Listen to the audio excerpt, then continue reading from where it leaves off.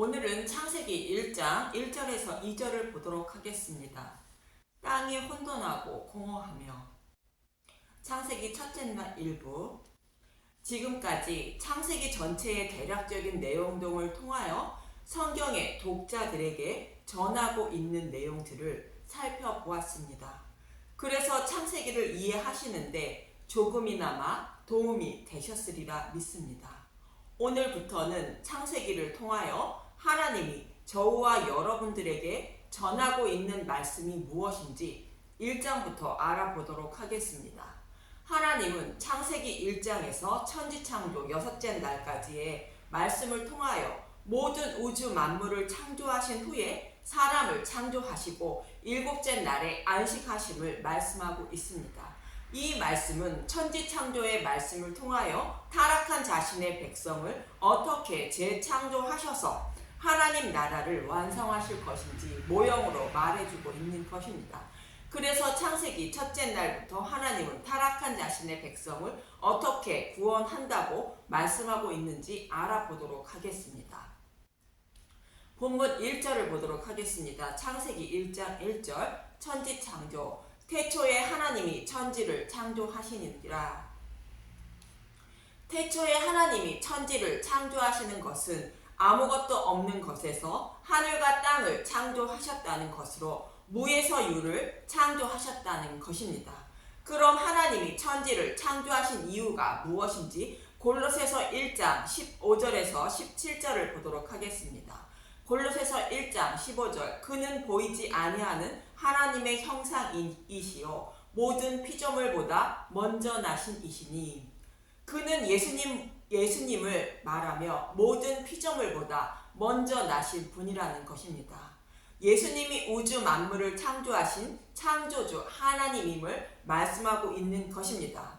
골로새서 1장 16절. 만물이 그에게서 창조되되 하늘과 땅에서 보이는 것들과 보이지 않는 것들과 혹은 왕권들이나 주권들이나 통치자들이나 권세자들이나 만물이 다 그로 말미암고 그를 위하여 창조되었고 또한 그가 만물보다 먼저 계시고 만물이 그 안에 함께 섰느니라.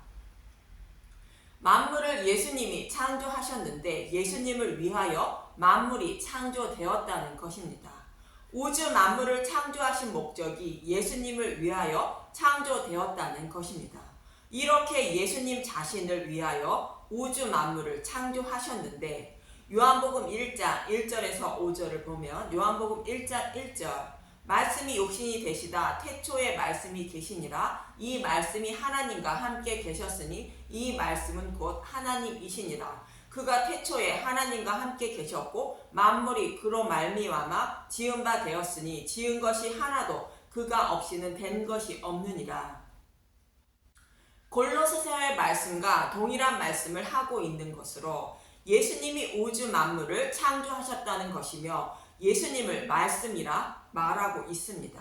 요한복음 1장 4절. 그 안에 생명이 있었으니 이 생명은 사람들의 빛이라. 빛이 어둠의 빛이 돼 어둠이 깨닫지 못하더라. 말씀이신 예수님 안에는 생명이 있었는데 그 생명은 사람들의 빛이라는 것으로 말씀 속에는 사람의 생명을 살리는 빛이 있다는 것입니다. 그 빛이신 예수님이 어둠의 빛이 돼 어둠이 깨닫지 못했다는 것이지요. 어둠은 빛이신 예수님을 모르는 사람들을 말하는 것으로 복음을 모르는 이스라엘 백성들에게는 성경의 말씀이 주어졌고 그 말씀 속에는 생명의 빛이신 예수님에 대하여 기록되어 있고 그분이 오셔서 자신의 생명을 살리실 것을 약속하고 있다는 것입니다. 그 약속의 말씀대로 빛이신 예수님이 육신의 몸을 입고 오셨는데 어둠인 이스라엘 백성들은 약속하신 메시아가 오신 것을 알아보지 못했다는 것입니다. 이처럼 사도 요한은 창세기 1장에 천지 창조에 말씀하신 창세기 1장의 천지 창조를 말하며 말씀이신 예수님이 천지를 창조하시고 복음을 모르는 백성들에게 생명의 빛이 되어 오셨다고 말하고 있는 것입니다. 빛이신 예수님이 복음을 모르는 자들에게 복음을 전하여 그들의 생명을 구원하시기 위하여 오셨다는 것입니다. 이 말씀의 의미는 천지를 창조하신 분이 타락한 백성을 재창조하시기 위하여 육신의 몸을 입고 오셨다는 것입니다. 그럼 생명의 빛이신 예수님이 타락한 백성을 어떻게 재창조하실 것인지 이어지는 골로새서 1장 18절에서 22절을 보도록 하겠습니다. 골로새서 1장 18절 그의 몸인 교회의 머리시라 그가 근본이시요 죽은 자들 가운데서 먼저 나신 이시니 이는 친히 만물의 으뜸이 되려 하심이요. 빛이신 예수님이 죽으시고 부활하셔서 교회의 머리가 되셨다는 것입니다. 골로새서 1장 19절 아버지께서는 모든 충만으로 예수 안에 거하게 하시고 그의 십자가의 피로 화평을 이루사 만물 곧 땅에 있는 것들이나 하늘에 있는 것들이 그로 말미암아 자기와 화목하게 되기를 기뻐하심이라. 하나님이 창조하신 인간의 타락으로 죄를 범함으로 하나님과 화목하지 못했는데 십자가의 피로 모든 죄를 대속해 주심으로 하나님과 화목하게 되었다는 것입니다. 골로새서 1장 21절 전에 악한 행실로 멀리 떠나 마음으로 원수가 되었던 너희를 우리의 죄 때문에 하나님과 화목하지 못해 하나님과 원수가 되었다는 것입니다. 이사야 선지자도 59장 2절에 하나님과 화목하지 못한 이유를 이렇게 말합니다. 오직 너희 죄악이 너희와 너희 하나님 사이를 갈라놓았고 너희 죄가 그의 얼굴을 가리어서 너희에게서 듣지 않으시게 함이니라. 우리의 죄 때문에 아담과 하와의 죄 때문에 하나님과 화목하지 못했는데 이제는 하나님과 화목하게 되었다고 골로새서 1장 22절은 말합니다. 골로새서 1장 22절 이제는 그의 육체의 죽음으로 말미암아 화목하게 되사 너희를 거룩하고 흠없고 책망할 것이 없는 자로 그 앞에 세우고자 하셨으니 빛으로 오신 예수님이 화목제물로 죽으심으로 말미암아 저와 여러분이 하나님과 화목하게 되어 하나님 앞에 나아갈 수 있게 되었다는 것입니다. 타락한 백성을 재창조하시기 위하여 창조주이신 하나님 자신이 화목제물이 되셔서 죄를 사함받게 하심으로 하나님과 화목하게 만들어 주셨다는 것입니다. 이처럼 창세기 1장 1절의 말씀인 태초에 하나님이 천지를 창조하셨다는 말씀 속에는 피조물인 인간이 죄를 범하여 하나님과 화목하지 못한 것을 예수님의 대속의 죽음을 통하여 하나님과 화목하게 하여 하나님 앞에 나아갈 수 있는 자로 만들어 주신다는 하나님의 구원 계획을 말씀하고 있었다는 것을 알 수 있는 것입니다. 다시 말하면 천지 창조는 타락한 인간을 재창조하여 구원하신다는 구원의 계획을 말씀하고 있다는 뜻입니다. 이처럼 창세기 1장 1절은 하나님의 구원 계획을 말하고 있다는 말씀입니다. 본문 2절을 보면 창세기 1장 2절 땅이 혼돈하고 공허하며 흑암이 깊음 위에 있고 하나님의 영은 수면 위에 운행하시니라. 땅이 혼돈하고 공허하다는 것은 질서가 잡히지 않아 어지러운 상태를 말하며 아무 실속이 없는 일을 하고 있는 것을 말합니다. 그리고 흑암이 깊다는 것은 아주 캄캄한 상태를 말하는 것으로 빛이 없는 상태를 말하는 것으로 쉽게 표현하면 앞을 볼 수 없는 맹인들이 살아가는 모습을 말하는 것입니다. 이 모습을 예레미야 선지자는 4장 19절에서 23절에 이렇게 설명하고 있습니다. 예레미야서 4장 19절 선지자의 탄식 슬프고 아프다 내 마음속이 아프고 내 마음이 답답하여 잠잠할 수 없으니 이는 나의 심령이 나팔 소리와 전쟁의 경보를 들음이로다. 패망의 패망이 연속하여 온 땅이 탈취를 당하니 나의 장막과 휘장은 갑자기 파멸되도다. 내가 저 깃발을 보며 나팔 소리 듣기를 어느 때까지 할꼬. 내 백성은 나를 알지 못하는 어리석은 자요 지각이 없는 미련한 자식이라. 악을 행하기에는 지각이 있으나 선을 행하기에는 무지하도다. 예레미야 선지자는 바벨론에 의해 예루살렘이 멸망할 것을 알고 그들에게 여호와께로 돌아오라고 전하고 있는데 백성들이 그 말을 곧 복음을 배척한 것입니다. 어머니가 자기 자녀를 품에 안고 보호하듯 보호하시려고 돌아오라고 하는데 자녀가 어머니의 품에 안기려 하지 않는 모습을 말하고 있는 것입니다.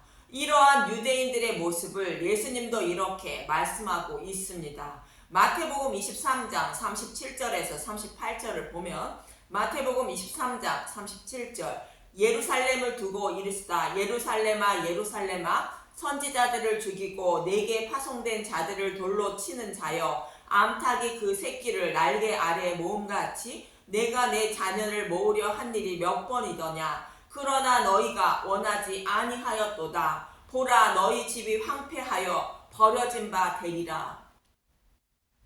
자신의 백성을 구원하시려고 암탉이 그 새끼를 날개 아래에 모음과 같이 많은 선지자들을 보내어 돌아오라고 전했지만 돌아오지 않은 자들의 모습을 말하는 것입니다. 그때 선지자의 마음을 곧 예수님의 마음을 말하고 있는 것인데 복음을 배척한 백성들의 모습을 23절에 이렇게 표현하고 있습니다. 예레미야서 4장 23절 혼돈의 환상 보라 내가 땅을 본즉 혼돈하고 공허하며 하늘에는 빛이 없으며 복음을 배척하여 복음을 모르는 백성들의 모습을 창세기 1장 2절에 땅이 혼돈하고 공허하며 흑암이 깊음 위에 있다는 말씀과 동일하게 표현하고 있는 것입니다. 복음을 알지 못하는 다시 말하면 빛이신 예수님을 영접하지 않은 자들의 모습을 말하고 있는 것인데 이들은 모두 바벨론에 의해 죽임을 당하거나 포로에 끌려간다는 것으로 심판을 받게 된다는 것을 알지 못하고 살아가고 있다는 것을 말합니다.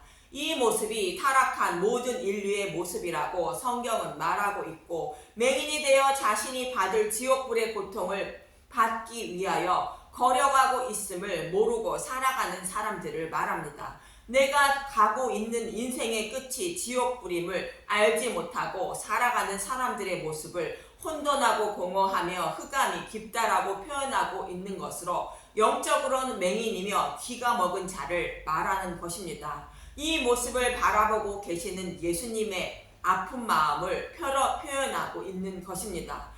그리고 2절에 보면 그렇게 살아가는 자들 수면 위에 하나님의 영이 운행하고 계신다고 말합니다. 여기서 운행하신다는 단어는 라퍼라는 히브리어로 알을 품다, 긴장을 풀게 되다라는 뜻으로 하나님의 백성을 하나님이 품에 안고 보호하고 계시는 모습을 말합니다. 어머니가 자신의 자녀들을 품에 안고 안전하게 보호하고 있는 모습이 운행하신다는 라프라는 단어입니다. 복음을 알지 못해 심판받아 마땅한 자들 중에 하나님의 백성이 있다는 것으로 그들을 구원하시기 위하여 하나님의 영이 곧 성령이 품에 안고 보호하고 계신다는 뜻인 것입니다.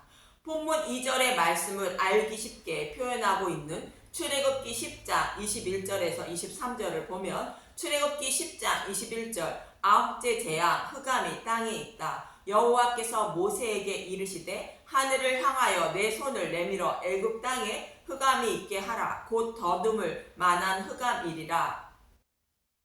이 말씀은 땅이 혼돈하고 공허하며 빛이 없는 상태를 말하는데 애굽 백성들이 있는 곳에 흑암이 있게 한다는 것으로 복음을 받아들이지 않아 심판받을 자들을 말하는데 반대로 이스라엘 백성이 있는 땅에는 빛이 있었다는 것입니다.